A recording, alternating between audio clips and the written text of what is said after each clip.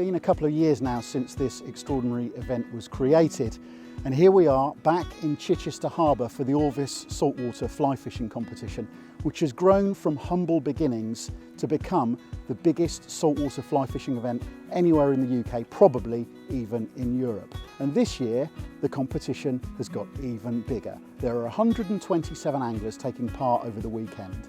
Here in this wonderful environment, we're here at Church Norton in Sussex, where it all happened last year. We've got a day and a half ahead of us of some of the most fantastic, interesting, compelling fishing you could hope to see anywhere.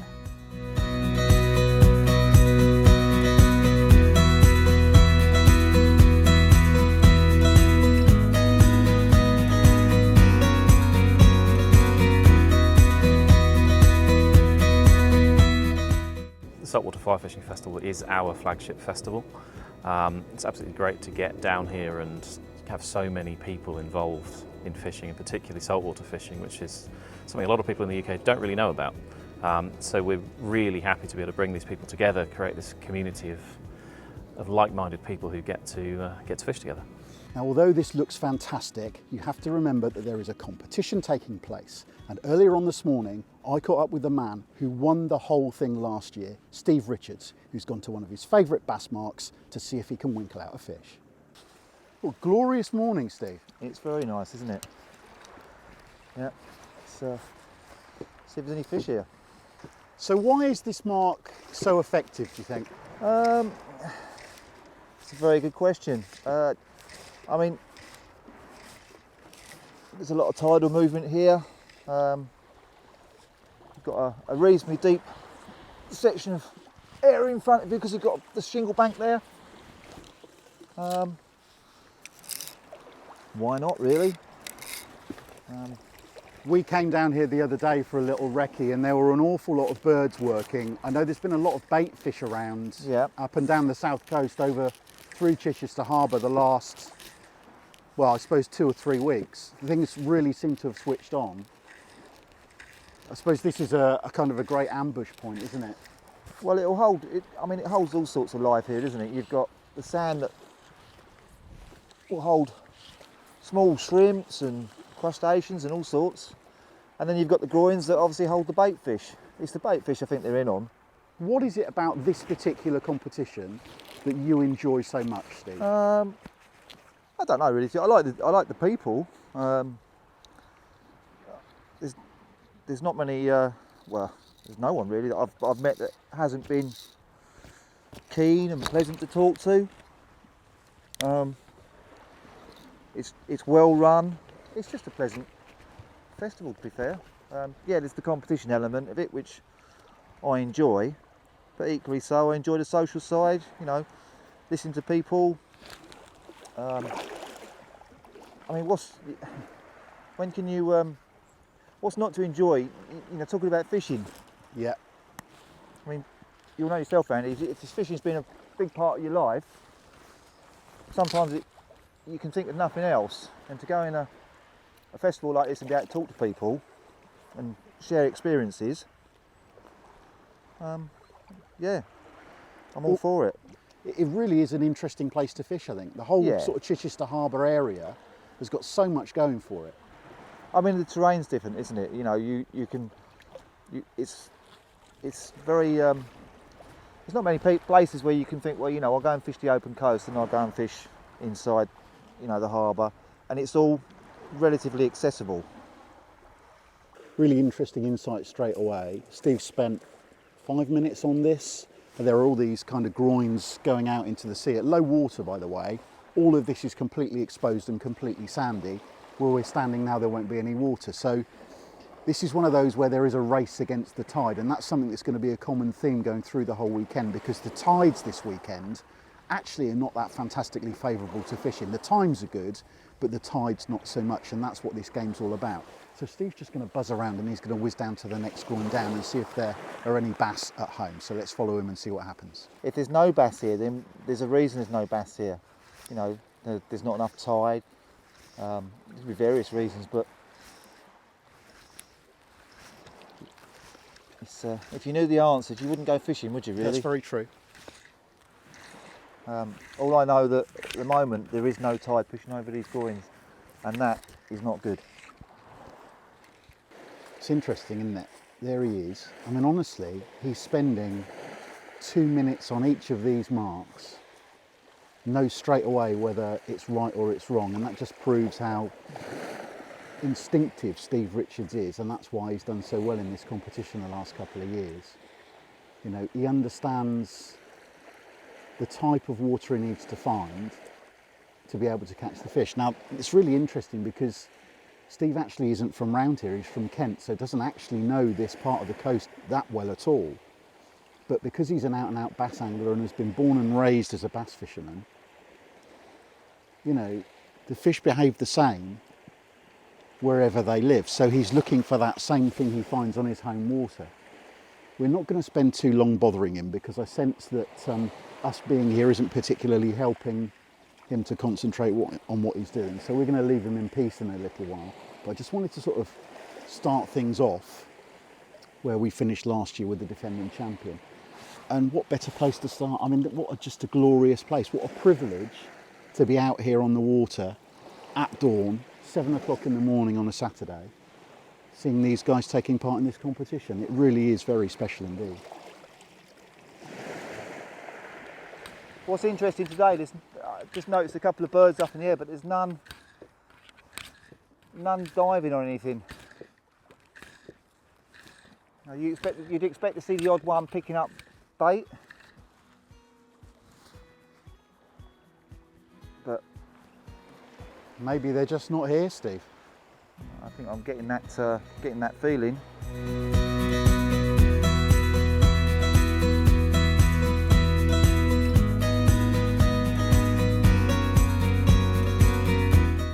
So we've left Steve Richards on his own to try and find a few bass. I do feel, I suppose, a little bit sorry for him because he's kind of dealt his hand of cards there and gone to an area that he knows has produced fish from in the past. And it was pretty clear this morning, beautiful though it was, there wasn't a vast amount going on. And that for me is an awful lot of what saltwater fly fishing or fishing in the salt is all about, because there are days when you turn up and there's just kind of nothing happening, and you'll go back to the same mark a couple of weeks later when it's a different tide. We're on neeps at the moment. When the springs come in a couple of weeks, everything starts to move around and the whole place bursts into life. And I think that's part of the thing that makes this whole environment quite so fascinating. Now, there are a couple of themes for me this weekend because this event has become quite close to my heart. I really love taking part in it and just being involved in the whole thing. And two areas really have kind of come into my head coming to fish this fantastic piece of water this year. One is mental well-being. We'll talk a little bit about that later on as we progress through the weekend. But the other one is friendship, because one of the greatest things about this whole festival is meeting up with like-minded people, fellow anglers, and just chatting about stuff. And actually, do you know what? In the last 3 years since I've been involved in this festival, I reckon I've made probably 50 genuinely new friends. Like the little guy over my right shoulder, Steve Mio, who I first chatted to on this beach 12 months ago when we were involved in fishing here and seeing mullet being caught and stuff. And since then, Steve and I have become quite good mates, and that's what this sort of thing is all about. So just have a little word with him and see how he's getting on this morning, because there's a rumour he may have caught something rather special. Now then, Mr. Mio, how are we this morning? Very well, thank you very much, Mr. Ford. I've just been chatting a little bit about what we did here on this very beach 12 months ago, and the fact that this festival has thrown not just you and I, but 120 odd people together this year. Yeah. And the sort of the theme that I'm chatting about is friendship, because as a direct result of us talking nonsense down there 12 months ago, Yeah. we've become quite good mates, haven't We have indeed, sir, yeah. Which is quite nice. It's very nice, yes. Why does fishing do this to people, do you think? I think you get a very similar sort of person that goes fishing, you know? It's sort of like a shared collective madness in a way, isn't it? I mean, Yeah, I mean, look at what we're doing. Throwing hooks covered in materials Fluff. It's a feather. Yeah. Yeah. Chucking fluff, as my hat says. Yes. Fluff chucker. Yes. And also, like, I'm always put in mind, especially when saltwater fishing, of that quote. I'm not sure who said it, but many men fish their entire lives without realising it's not fish they're after. And I think that typifies why this sort of environment and this sport breeds friendship. That's quite wise, isn't it? I have my moments. You do have your moments. I do have my moments. They're very far apart, but I do have them. Now, you say this, but we are now at low water, Yeah. 20 past 10. We started at 7 o'clock, and you have had a moment this I morning. have had a moment, yes. Talk me through your moment. Well, you know, a lot's made of the mullet and the bass, Yes. Andy. Yes. And they are good fish, but you know, they give themselves away very easily, the mullet. Especially the mullet. Yes, You see right. them, well, you can't hook them, but you can see them, you can spot them, they're chasing their food into the shallows. Bass, similarly, smashing the whitebait, but the flounder, Ah, he's a camouflage specialist. he is. You wouldn't know he's there. Stealth fish. I didn't know he was there, to be honest with Right. you, until I sort of lifted the rod, and all of a Yes. sudden, there's a strange flapping thing on the end of my line, and I just landed a 32 centimetre flounder. I'm privileged to say you're the only fly angler I've ever met in my life who has caught a flounder Well, on the fly. I'm a specialist flounder angler, and I have Yeah. been now for about 45 minutes, so Brilliant. yeah. I think it'll win you a prize over the weekend. The Golden Chip Award. Well, look, I'm going to let you concentrate, carry on, Thank you because it very is a much. competition, and now you've got the flounder prize, almost, I would say, certainly in the bag. I think so. I think you now need a bass and a mullet to get the weirdest Grand Slam I've ever heard of in my life. But Yeah. go with it, Steve. I'll try. I'm gonna aim for some other obscure Yeah. species. I'm gonna go like Tom Pot Blenny, Tom Pot Blenny, cuckoo wrasse. that'll do.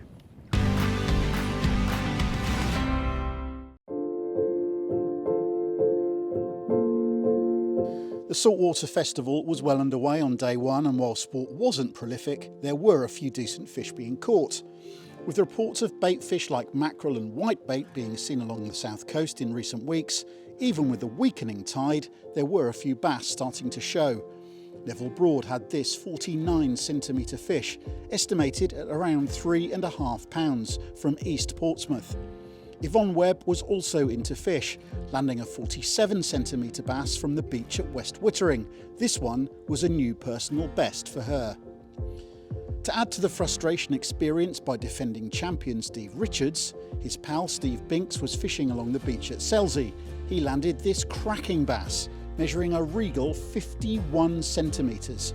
Proof that these fish can be difficult to find, and being in the right place at the right time is everything. There were also very few mullet showing, but Tim Robinson managed to find this one, a golden grey, with almost his first cast of the day at Church Norton. Well, like a lot of people, you can fish for mullet, and I'm very good at losing mullet.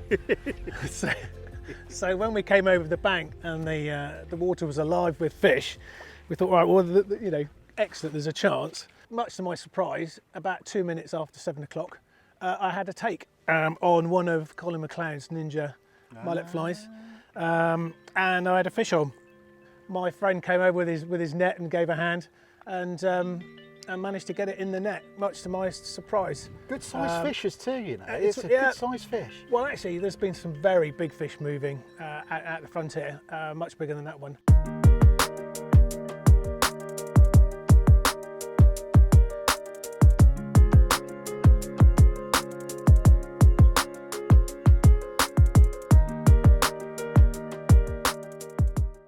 It is so difficult. I can't begin to explain the frustration you experience at these fish. It's like nothing else, and you get so obsessed with it, trying to solve the problem. And I think that's one of the things about being an angler, There are so many different problems, if you call them problems, to solve in a wild environment. Wind and tide and weed and feeding patterns and the strange nuances of different species. We've got so many different things to think about. One of the other themes about this weekend for me as we've talked about friendship quite a lot, is the mental well-being side of it. And I think one of the things I've always found is when you're fishing, all you think about is fishing. One of the things I really love about this particular area is the peacefulness. You've got such a vast expanse of water, whether it be inside the harbour or out on the coast. Generally you can come here and a lot of times not see another soul. Really it's just an opportunity to escape. You don't mind then having 120 of us tramping around in your backyard? No, it's actually great. It's actually really great, you know, and some of the locals, like just in the local villages, like, what is going on, you know? And you're having to explain, there's people like flown in from all over, and it's just, yeah, no, it's great. You touched on something earlier on, talking about the peaceful nature of being an angler. You know, this is something that I think we're so privileged to come to an environment like this here at Church Norton. But what that also taps into is a subject that I know is close to your heart, which is well-being. It's feeling good about, you know, just being comfortable in your own skin and being out in this world. Why do you think it does that? I'll talk very openly about this. For me, when I go fishing on my own, really that's the only chance I get to catch up with my own mind. Really, like, my day-to-day job is super stressful. I love my day-to-day job, but it's stressful. And actually, when I get those moments, even if it's an hour or two, you know, just to get out and be with my own mind, it really helps me make clear decisions and really connects with who I am. This is a moment where you're in nature, at peace, where you can really be with your own mind. And really, I think that's one of the greatest benefits of fishing, even on your own. The fog clears a bit, doesn't it? Andy, I couldn't agree anymore. One of the things, both being on your own, but then also with socially. One of the things I think a lot of guys and also ladies, etc., a lot of times they just don't talk, particularly men. Like, and a lot of the anglers are guys. A lot of men just don't talk about life, like just have a moment to vent or do it. Like, I'll be super open. Like, me and my wife have been going through fertility treatment for about 9 years. I rarely bring that up, but there's times where people actually fishing guys that have asked me how you are, and said, oh yeah, I'm doing this, and actually I find myself talking about something that is really close to my heart, and you know, I don't really necessarily open up to other people about it. So I couldn't agree anymore, whether it be socially or on your own. Clearing the fog, absolutely, just on your own, having that peace to catch up with your own brain, but then socially just to grab a beer with someone afterwards and talk about fish and, you know, and just stress and life and vent. It's so important. I couldn't recommend it highly enough.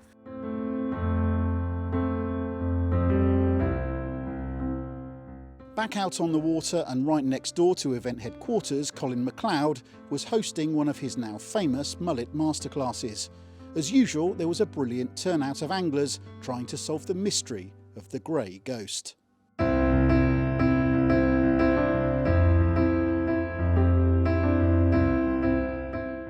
Colin, you've got a great turnout this year. A lot of people trying the mullet madness. What's that like for you? Oh, it's very pleasing indeed, yeah. I mean, all the way along the coast here, I can see we've got good numbers. And I think that just sort of demonstrates the increase in popularity of mullet fishing. It's nice to have company, that's all I can say. 'Cause when I started off, you know, back in 2009, you're pretty much on your own. Yeah. So it's good to have somebody to share the madness with. Yeah. And commiserate too. Yeah, exactly. It's good to have a shoulder to cry on, yeah. At the end of the day. Yeah. But in all seriousness, I mean, what you've done the last few years with the links to the Saltwater Festival, exposing all these people to this wonderful sort of side of the sport, there is nothing like it, Col. Absolutely not. But even with Colin's influence, there were no mullet to be caught. But that didn't mean all was lost.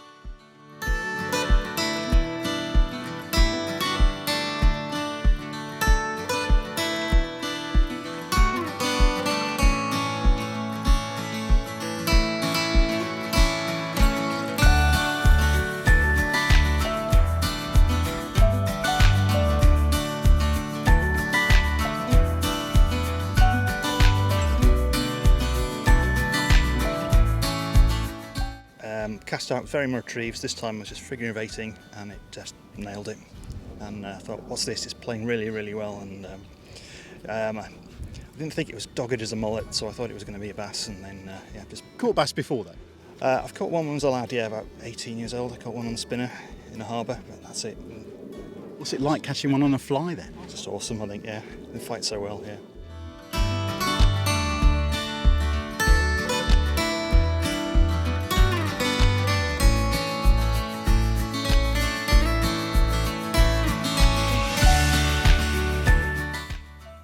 We just dived away from the water for a little bit to come and speak to this man here, Shane. You run fly tying classes for a lot of people to come along and kind of sit around, shoot the breeze, tie some flies. But the message that you're trying to put across really taps into the kind of the well-being side of things, the charity that you're involved in. Can you just talk to us a little bit about it while we sit and tie some flies? So I manage an organisation called the Men's Activity Network, which uses men's activity. So men group up, men do stuff together, and in those groups they kind of manage one another. They look after each other. They check in, how are you, how you doing, those kinds of things. And in these times of people talking about mental health and well-being and stuff, more of that's necessary. I know for me, you know, fly fishing and fly tying has been a great place for me to not necessarily heal my own soul, but certainly maintain it and just have rest. a look at it. Yeah. More than anything else. Yeah. Just sitting here today, you and I chat. You know, I tie a million flies. Yeah. I've never sat down and tied a fly with anyone else. Yeah. It's quite nice, isn't it? Yeah. You finished. I finished. But you've been doing a lot of... I'm just about to whip finish mine and then I'll glue some eyes on afterwards, I suspect. There you go, you'll need that one. But I've done a quite gaudy looking streamer pattern that I'm just about to put eyes on and UV the head. And you've done just a little mullet an amazing job of a mullet shrimpy pattern. Fantastic. Yeah. And I'd like to say thanks. I've enjoyed this little chat. It's been good for me. I've been at it all weekend. Again, this is something that I don't do.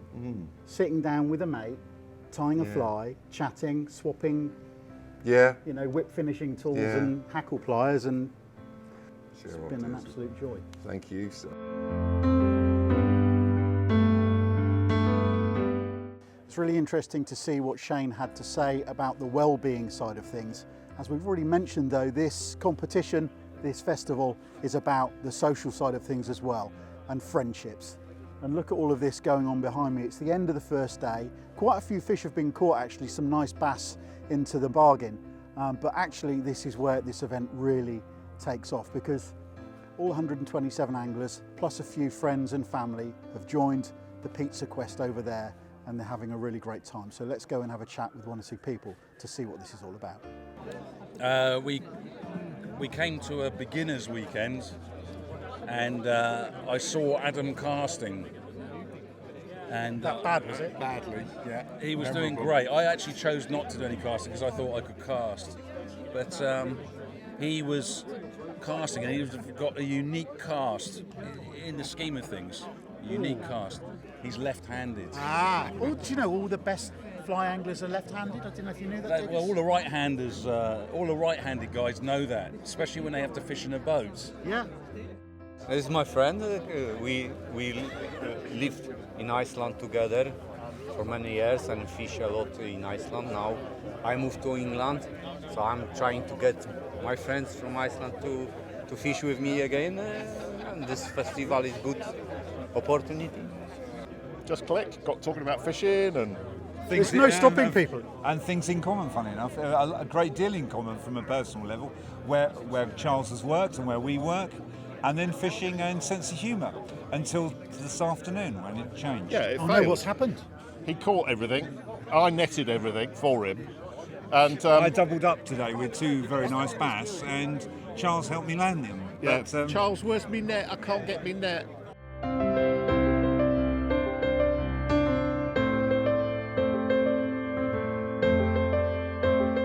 You know, one of the best things about these festivals is that noise you've got behind me, that buzz. It's fantastic, and that's friendship. What we've heard from all of the people chatting to us a few minutes ago is that they've been brought together by this fantastic festival. And tomorrow, do you know what? They're going to do it all again, possibly with one or two sore heads.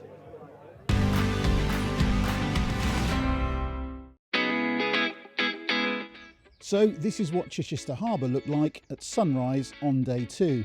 The scores on the doors overnight saw the lead shared between Steve Binks and Paul Betley, who also landed a 51cm bass on day 1. There was certainly some bass feeding, although they were spread far and wide across the vast area of the festival grounds.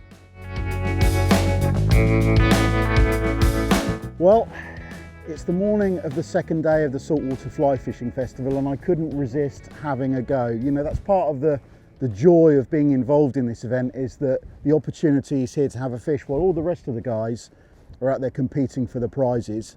I can have a little cast and stuff. I've come down to the other side of Church Norton where we were yesterday. So back on the beach over there is where we were fishing with Steve and Joe yesterday. And I've come down with my mate David, who's over there prospecting. He is in the competition, so he's looking for mullet. You might notice it's a little bit windy, to say the least. You know, you saw that red sky this morning. You know the old saying, red sky in the morning, shepherd take warning. I can confidently say I wouldn't want to be a shepherd today. There's quite a lot of weather coming in, the wind's switched round and it's blowing like a hoolie. And you know, high winds are not the saltwater fly fisherman's friend.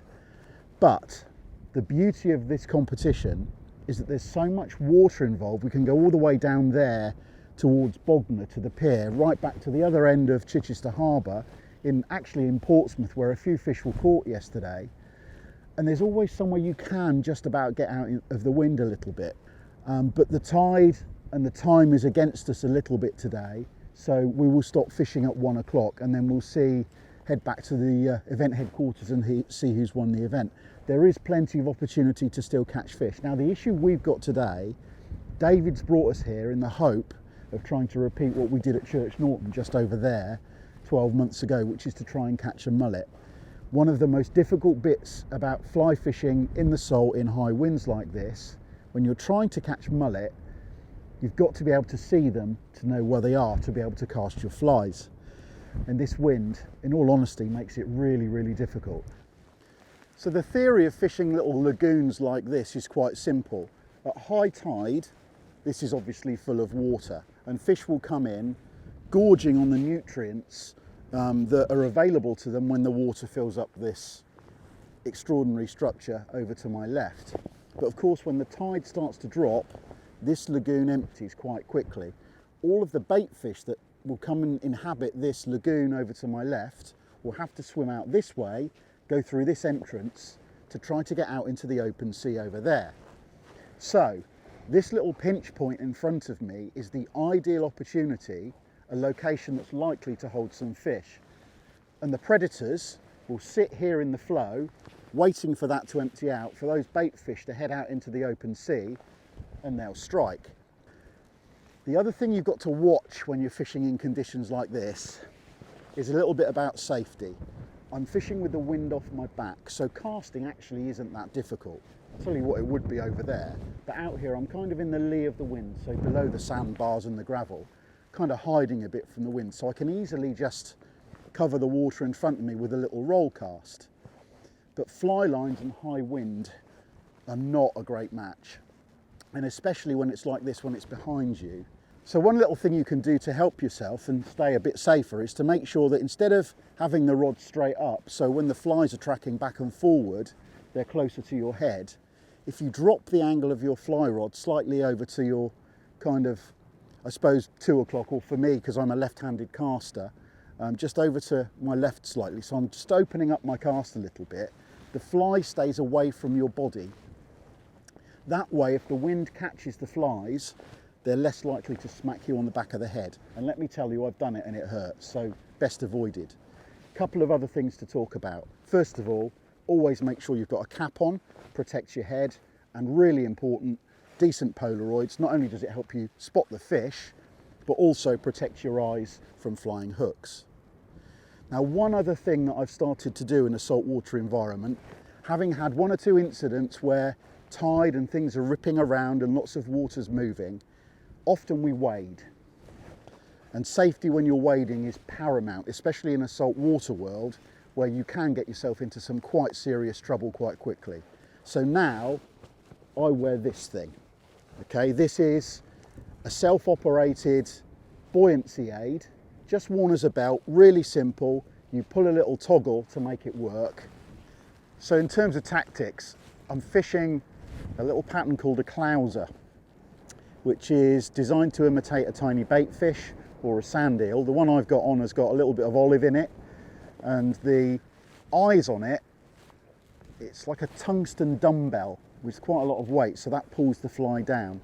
When we got here, where I'm standing now, half an hour ago, was under about 5 foot of water, so you can see how fast these things move. It will never cease to amaze me how fast this environment changes. Just chucking out little short casts, not trying to cast very far, and that's one of the other tips about fishing in high wind, is to try to control what you're doing. The more fly line you've got flying about, the more likelihood you are of getting yourself into trouble, lots of tangles and all sorts of problems. So fish within yourself a little bit, but just cast out, allow the fly to settle, and then just start to strip. And what you're trying to do is imagine all the time that that little bait fish pattern on the end is alive. Little twitches, imagine it's kind of a little tiny injured fish, which is what those bass are looking for. Just give it a little pop and a couple of strips so it dances around in the water, and then just prospect. I think I've probably only got about another 10 minutes in this bit. David's wandered over there to go and suss out the mullet mark, which is extraordinarily windy this morning. You've seen the size of the waves the other side of the sandbar. I mean, this place is incredible. I just hope we get a chance. That's all you can ask for in saltwater fly. You know, this isn't like fishing a river where you can catch 20 fish and sit with your feet up. You're going to work for your fish today. I was fishing with Hector yesterday, and he had one on, and we were sat low in the water, and watching it just beat him up a couple of minutes before he lost it. I mean, I keep pinching myself about this mullet fishing because, see, that's landed an heap. I keep pinching myself about this mullet fishing because you just don't, it doesn't feel right that we're fishing, fly fishing in the sea with fish that can do that. Yeah. It's funny, isn't it? Hector, our mate who's over there, is Cuban. And the first thing he said when he arrived here this morning was, "Welcome to Tierra del Fuego." Yeah, it feels like it, doesn't it? And we're in Sussex. Yeah. You know, it is extraordinary.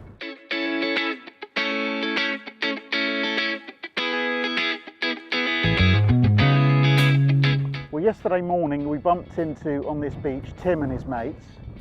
And there over the other side you can see that Tim is proving that it wasn't a fluke. His friends were actually calling him the second Messiah yesterday, after Colin MacLeod, who's known as the Mullet Messiah. And Tim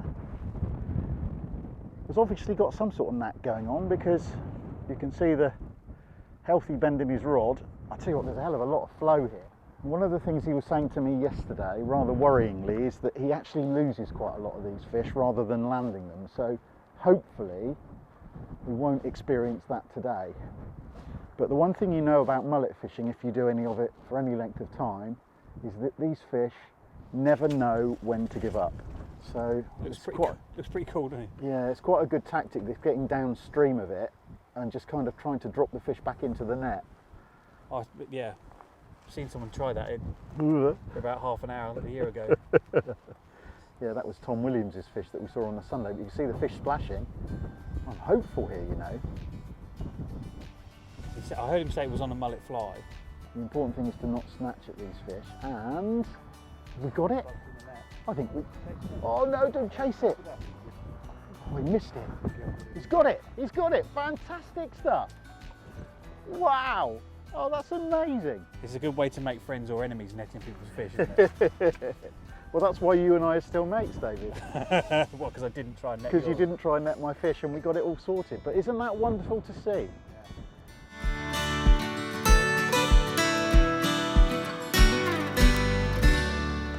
Okay, watching that mullet get landed on the other bank has given us a little bit of hope. And we're now in a position where the tide is starting to ebb away. You can see the land over to David's left-hand side.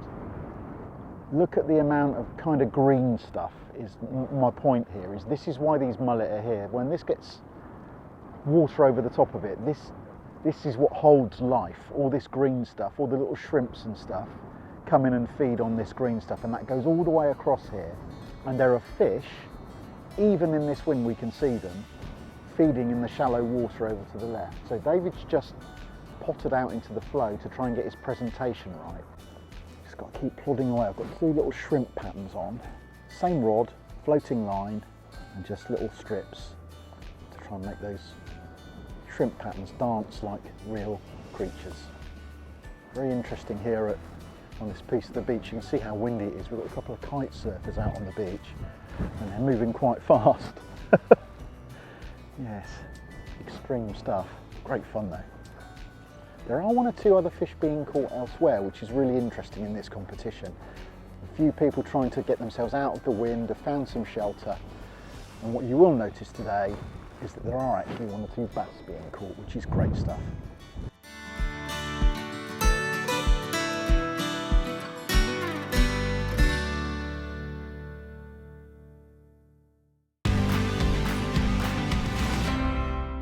We're engaged in some silliness, Mr. Bazin and I, as things start to tick down towards the end of the festival. We've spotted some fish here, both some bass and some quite nice mullet. It's quite exciting, this, isn't it? It is really exciting. It's a bit hairy to get around that corner, but all the time that we can feel it is still ebbing, it's all right. We've just got to be really careful, make sure it doesn't, oh, there's a flash there. We are cheating slightly, I have to tell you, because next to Ben, our cameraman, Shane is watching on from above. Yeah, it might look calling like us where to land the flies. Like a New Zealand fly fishing guide spotting as we I've go. decided it's too much cheating, so I'm not doing it. Oh, okay. I'm happy to. You know, you've got to get the edges where you can. No, exactly. Oh! There it is, there. Yeah, I can see. Oh, there this they is are. like fishing in an aquarium, it's unbelievable. Oh, this is insane. We've got a pod of mullet feeding right under the metal shuttering. We've got Shane calling us in, left a bit, right a bit. Oh, they're on it kind of thing. This is crazy. This is the most fun I've had fishing for ages. David's just had a horrendous tangle, so I've had it to myself for a minute. But there's a pod of fish here that are feeding. I've turned a couple of fish. We're always like, why are they here? They must be. But imagine all the nutrients on that metal sheeting. You know, there must be all kind of little bits of shellfish and shrimp and all kinds on there, surely crabs. Yeah. And where we're standing, it's quite strong. We're just on the edge of the stronger flow, so it's sort of, it's going to dump it all there, isn't it? That's why there's very little weed growing out behind us where it's shallower and faster current. There's weed growing, so it can hold ball. Oh. What is that? No, I've still got it.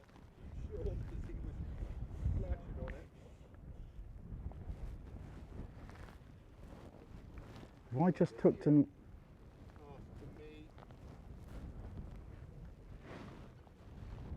I don't want to worry you, but this is the longest I've stood with you mullet fishing when you haven't caught one. Here he is.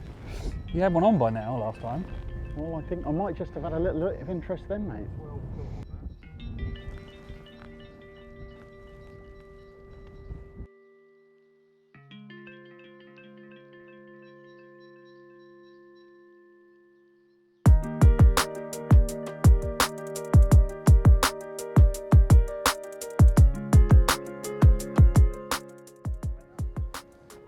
Oh, that is not the intended species.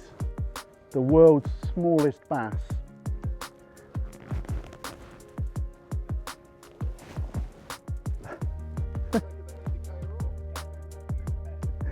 Little tiny micro bass. In all the same water as the huge mullet. Well, Mr. Bazin, we've had, I would say, an hour of some of the best fun I think I've had for ages, not catching anything. I think I've had 3, I won't say half chances. Yeah, I would say. Kind of, you felt like you might have a chance of a fish. You've had one maybe? I've had one maybe, a lot of tangles and a lot of frantic tying of knots. It's the trouble, they get into your head, don't they? Deep breathing. All my pre-tied rigs I had nicely in a box, I now look like they're, well, like a bird's been nesting in them. The right nest. I'm afraid to say, we're out of time. We are out of time, and actually I think the tide's changing a little bit, so we've got to walk down that way to get out. It's not the same flow on the legs as it was. No, it's still it's going not, the same direction, it's so not. we're safe enough. But Yeah. you could quite quickly be in trouble if you weren't Yeah, aware. but there's still fish moving around. I mean, honestly, this has been brilliant fun. I've loved it. It just made my weekend. It's filling in the blanks, isn't it, with mullet? Every time you go, you see fish, you cast fish, you have a chance. It's filling in the blanks. Anyway, we best go back and see who's won the festival. Tell everybody how great we nearly were. Yeah, nearly. Come on. So as David and I made our way back to headquarters, licking our mullet wounds, here's the story of what happened elsewhere. It seemed this year the mullet had gone AWOL, leaving anglers like Steve Mio to concentrate on trying to fill their card with other species. This was one of several mackerel caught over the weekend. Combined with Steve's flounder caught on day one and a bass landed on the Sunday, he was the favourite to win a prize for the most species.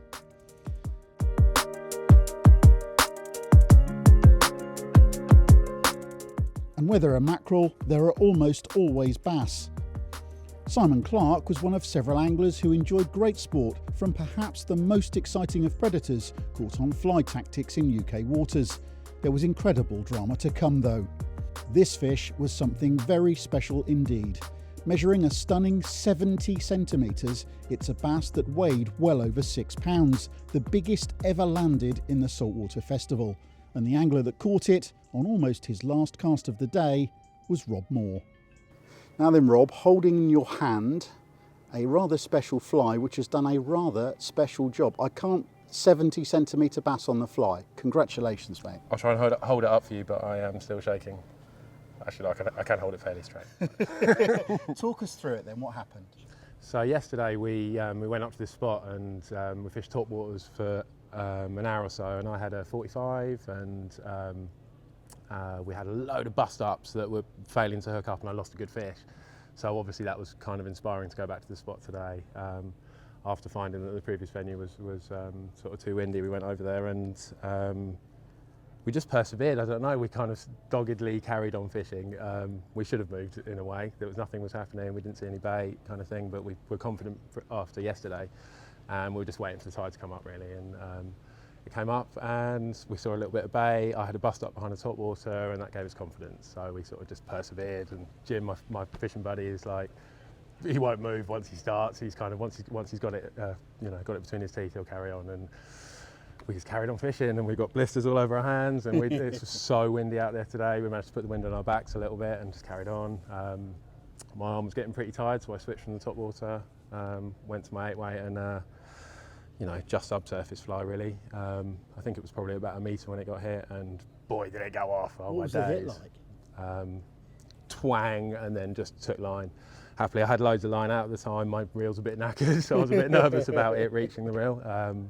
But it sort of turned just before it reached the capacity of my line. And just kind of had a couple more runs in it. Jim, my fishing buddy, just got under it with a net, and that was it. You must be elated. That's a hell of a fish. I'm buzzing. I can't find words, if I'm honest. Yeah. Show us the fly one more time. Hold him up for the this camera. scruffy bugger. What are we calling him? Lemonback deceiver, I suppose. I don't know what it is. It's got a very short hook, as you can see, which gives it a lot of wiggle. We're fishing in a bit of current, so I kept seeing it wiggle. I was feeling confident in it, to be fair. And that's it. Yeah, awesome. Well, very many congratulations. Oh, thanks, mate. So the competition was over. Time for the prizes. Steve claimed the species prize for his incredible saltwater hat trick: the now famous flounder, a bass and a mackerel.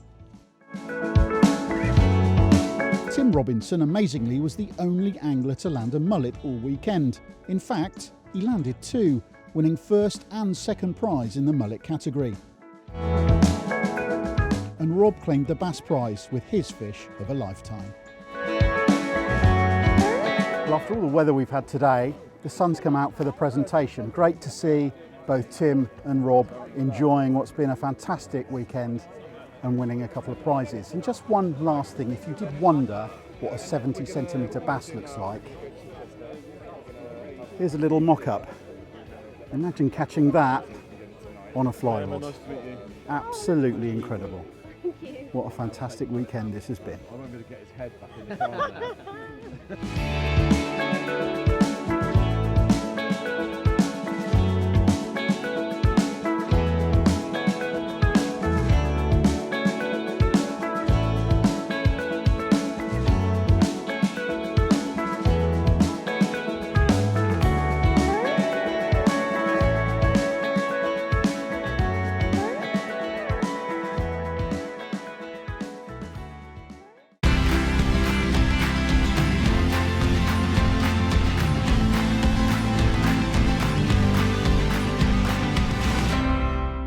Fishing on BT Sport is brought to you by Outlaw Pro, fishing tackle specialists.